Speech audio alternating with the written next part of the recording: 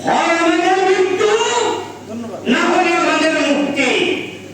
এই দুটার একটাকে যদি বেশি দিতে না পারে তাহলে বাংলাদেশ কোনোদিন এই স্বৈরাচার মুক্ত হবে না। তাই বন্ধুরা বলছে,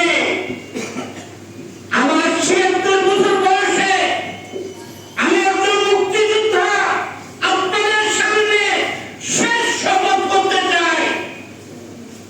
যুদ্ধ যখন না যায় নাই, দেশকে মুক্ত করে তারপরে মৃত্যু হবে ইনশাআল্লাহ। আপনারা প্রত্যেকে সেই লড়াইয়ে রাজপথে থাকবেন এই আশাবাদ ব্যক্ত করে গণতান্ত্রিক বামপক্ষ এবং বাংলাদেশের সাংবাদিক দল মালিক পক্ষ থেকে আপনাদেরকে আগামী দিনে যুদ্ধের আহ্বান জানিয়ে আমার বক্তব্য শেষ করলাম। মেহনতি মানুষের জয়।